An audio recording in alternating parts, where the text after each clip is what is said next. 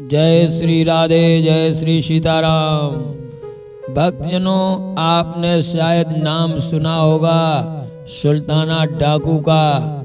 इसका बचपन का नाम सुल्तान सिंह था, लेकिन ये सुल्ताना डाकू बन गया और ऐसा डाकू बन गया जिसका नाम चारों तरफ हो गया। तो बहनों भाइयों, ये डाकू बना क्यों? तो आइए सुनते हैं ये बहुत सुंदर कहानी सुल्ताना डाकू पर। इस कहानी से हमें ये शिक्षा मिलेगी कि प्राणी किस प्रकार बदल जाता है और माता पिता को अपने बच्चे को डाकू बनाना है या फिर उसे धार्मिक प्रवृत्ति का कोई इंसान बनाना है या फिर उसे कोई भक्त बनाना है। ये तो माता पिता के ऊपर ही निर्भर होता है। तो सर्वप्रथम गुरु होते हैं माता पिता। वो जैसी शिक्षा देते हैं बच्चे उसी प्रकार चलने लगते हैं। एक शराबी माता पिता शराब पी रहा है, उसका बेटा आ गया तो वो क्या बोला, अरे बेटा थोड़ी एक डांट लगा लो, थोड़ी डाल लो। धीरे धीरे उसने 2-4 बूंदें उसके मुख में डाली। एक दिन वो आ जाता है कि वो बाप से बढ़कर नशा करने लगता है। तो ये क्या है? बीड़ी पीने वाला अपने बच्चे से कहता है, बेटा बीड़ी लगा के देना। तो बीड़ी लगा के बुलाया, अरे 1-2 फूंक मार दो, बीड़ी चलने लगे। तो उसने 1-2 फूंक मारी। समय वो आ गया कि एक दिन वो भी बीड़ी पीने लगा। तो इसी प्रकार हर माता पिता अपनी संतान को स्वयं बिगाड़ लेते हैं।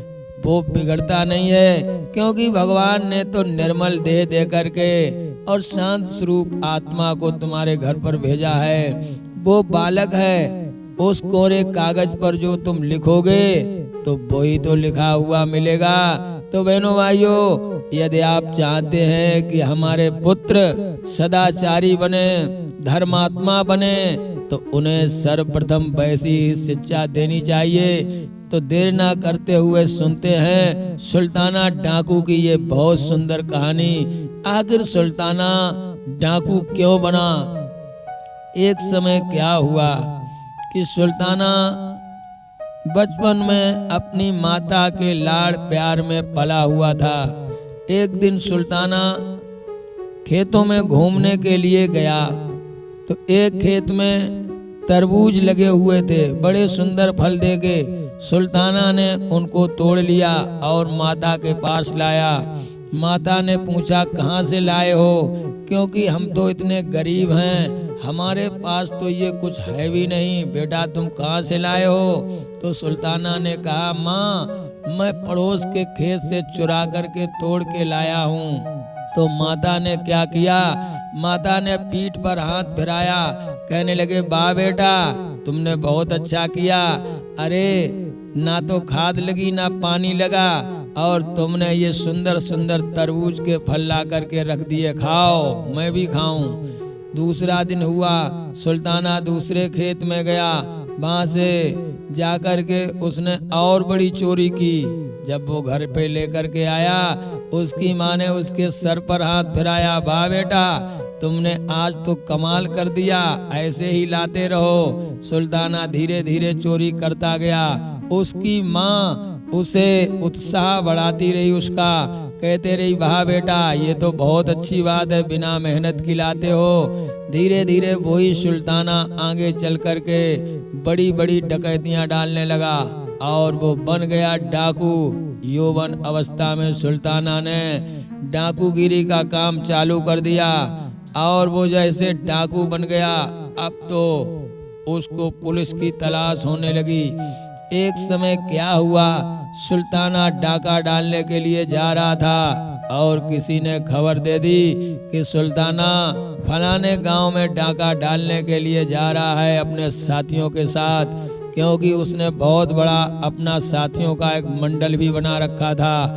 तो जा करके उसको सरकार के द्वारा, पुलिस के द्वारा उसको पकड़वा लिया गया।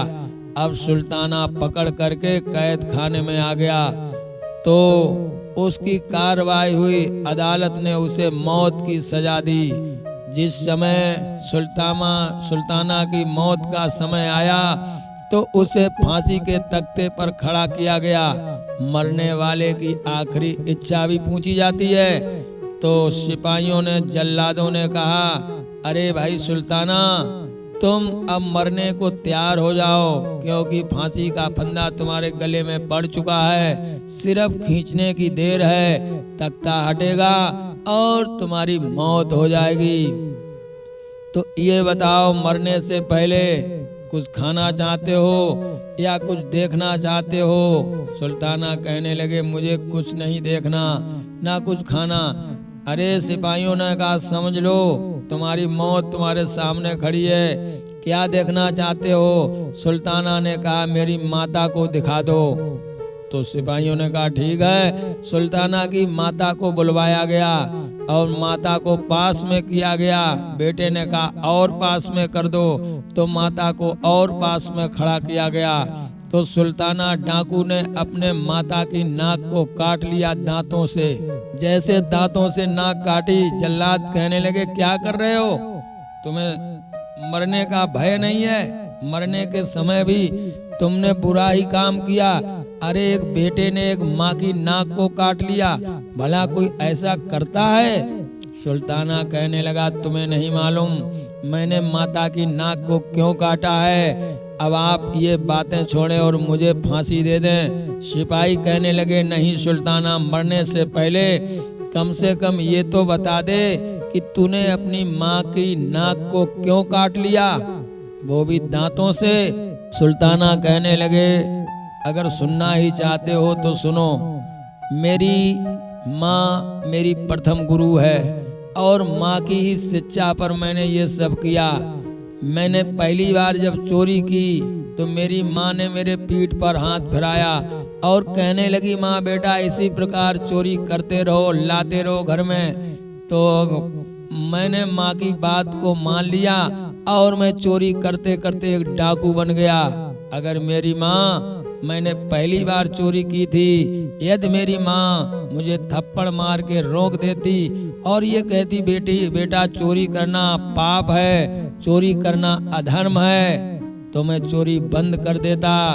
भले रूखी सूखी खाकर गुजारा करता, लेकिन चोरी नहीं करता।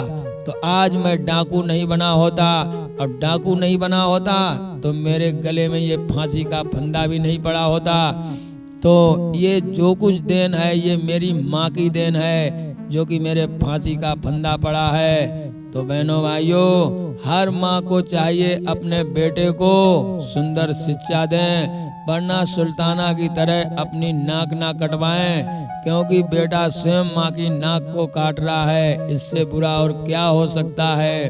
तो हमें अपने बच्चों को सुंदर शिक्षा देनी चाहिए, उन्हें सद्व्यवहार सिखाना चाहिए, धर्म का मार्ग बताना चाहिए। ऐसी शिक्षा दें कि हमारी नाक बची रहे, हमारा व्यवहार, हमारा परोपकार हमारे जीवन में बहुत लाभकारी होता है। तो शिक्षा सभी को अच्छी दें, बेटे को ही क्या, सभी को अच्छी दें और सभी से प्रेम भावना रखें। कहानी सुंदर लगी हो तो हमारे गुरु ज्ञान दर्पण चैनल को लाइक और सब्सक्राइब करें। सभी भक्तों को जय श्री राधे, जय श्री सीताराम।